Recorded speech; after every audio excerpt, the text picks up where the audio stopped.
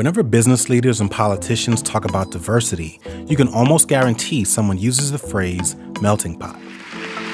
We need to uphold the great tradition of the melting pot. And the United States is also a great melting pot. We're not going to be a melting pot. Because I grew up in Hawaii, a melting pot of races and customs. Lovely Lady Liberty with her book of recipes and the finest one she's got is the Great American Melting Pot, the Great American Melting Pot. The idea implies when we're all blended and working together, we're all better off than when we're standing alone. Sometimes they make other food references like gumbo and chopped salads to convey America's appreciation of different colors, cultures, and lifestyles. But in real life, things aren't so simple or delicious.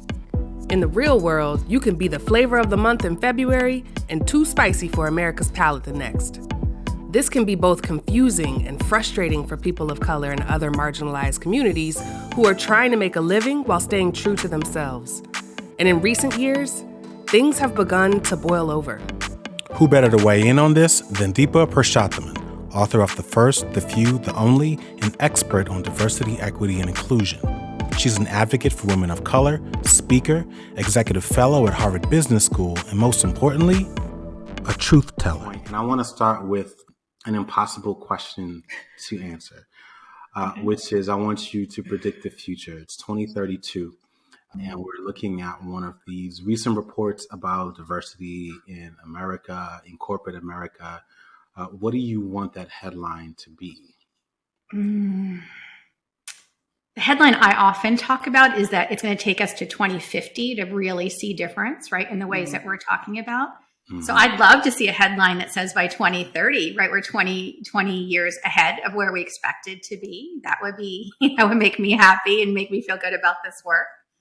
I'd like to get to a place where we've been through hard times, and I think we're going to get harder on these topics before it gets better. And I'm not okay with that, but I also understand there's like an ebb and a flow and a process to this that I think some people don't think about when they think about this work. And so we're really bringing people into the conversation at this stage of the game. So I think by 2030, I'm hoping everyone's in the conversation. I'm not expecting everyone to be aligned, but we're just like beginning the conversation. So I'm hoping we're past the conflict phase, right, where it's as polarizing as it is now, and that we're having helpful conversations, right, especially in the workplace, because I've probably been in 200 to 300 companies in the last 8 months, and some of the conversations, I'm glad that they're doing it, right, and I do it.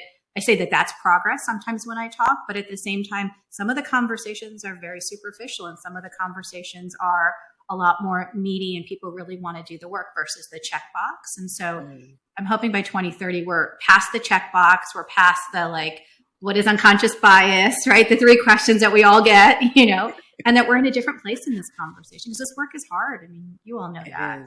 It's full of shame and pain and history. And so I'm hoping everyone's in a place where they understand why this work is that way and that we're having more in-depth conversations. Yeah. There were so many parallels, obviously just in kind of preparing for this conversation between our book and your book, the topics that you were talking about. But even when I think about your TED Talk, and you opened it with some nerve-wracking words like Deepa. Your job is killing you. Mm-hmm. There are parallels there as well because we had very similar experiences and struggles in our 30s. In terms of not being able to cope with the stress and the strain and the rigor of being, road warriors and then transitioning from that to being parents. And we know so many of the people that are in our community that are struggling with that as well. Why did you feel like wellness was such an important topic to cover, not just in your talk, but also in your book? It's interesting. This morning, someone was asking me that, and I realized I've started to do more and more talks on burnout, right, and the health aspects, even though that's not what the book is about. I'm doing full talks on burnout, which I never expected to do, right? I think it comes from my own story. So my own story of leaving came 21 years after being at Deloitte, being at one company. I had what I call a magical career, right? I rose really quickly, had a lot of impact. And my decision to leave was two reasons. So one was my original calling, which was politics and policy. Like that's what I went to school for. That's what I thought I'd be doing the last, 7-8 years in this country. It made me kind of really ask, like, am I doing my purpose in this world? And how do I get back to some of that, which is very hard when you're in an intense job. There's not room for the things that you used to do when you were younger or that really called you. So really a purpose question.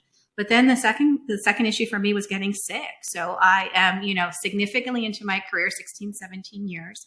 The issues started to mount slowly over time, but over the course of 3 years, they really grew. So they started as small things, right? I'm dismissing them already, but like headaches, which turned into frequent migraines, not sleeping well, stomach pains, adrenal fatigue, like things that, leaky gut, like things that were smaller. And then over the course of 3 years, they really mounted. I spent 8 months in bed.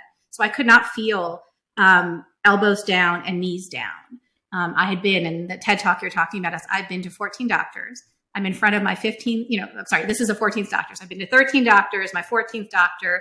This is maybe the 4th or 5th time I've seen her. She spreads all the reports across the desk and she looks at me and she's giving me the side eye because I have my suitcase with me. She's a doctor I saw in San Diego when I traveled because I lived on a plane, right? So think about that. Like I'm going to medical appointments when I travel. And she's looking at me and she says, we can keep running tests or I can tell you what you already know. I think your job is killing you, which is the line. Yeah. And she literally said that. And she said, what would you do if you didn't do a big job like this? Do you feel like you have to do a big job like this to be worthy? And then the big one, don't you just see you're worthy being you? And I say this in the book, I willed myself not to cry, right? Like not to drop a tear because I felt like she had seen through me. And then I went to my hotel room and cried for like 4 hours straight. It took me 3 more years to kind of get out of that situation, right? To figure out like how could I give up my entire identity that I'd sacrificed so much for, and especially being a first, which I think I've only really come to terms with. Like when you're a first, you hold the seat for a lot of reasons that are beyond yourself and you don't even understand that sense of responsibility. And so, then it was a process of unpacking, like, what is my identity if it's not my work? Who am I? Like, what do I want to do? How do I want to show up? And so that's really where that comes from for me, my own journey. But I would also share, and it sounds similar in your work, like I interviewed 500 women of color. And that is one of the stories. I say this in the book, the most surprising thing. And I have a piece coming out, or I should say, there's a piece in MIT that speaks to this. And it's the first time I've seen it in this language. But I think work environments make us sick. And I call it toxic with an SICK. And I'm excited that they're putting attention in research, numbers and attention around it, because I think it's not a topic we talk about enough. We don't talk about how stress manifests in the body and certain ways of working and being, and this focus on productivity that we have, especially in this country, really damages us. Yes, we're talking about well-being and we've talked a lot about the emotional side, I think, during COVID. We haven't talked enough about the physical side. So the number one most surprising thing was literally 3 out of 5 of the women. I say in the book, I say 2/3 of the women would say that they are sick, and not small symptoms, like literal physical symptoms, everything from heart palpitations to headaches to fertility issues. And I list out the symptoms in the book, but they're real. And I've never seen it talked about that way. So it's a lot of what drives me, because my doctors kept saying it's age. You've turned 40. This is what happens when you're 40. And I'm like, this could be 40. Like this feels like I'm dying, right? And mine was a late stage Lyme diagnosis. So I was really sick. I literally spent 3 years trying to get well. But I'm surprised. Like when I share that story, the number of women of color, all kinds of women of color, coming up to me saying that's my story too.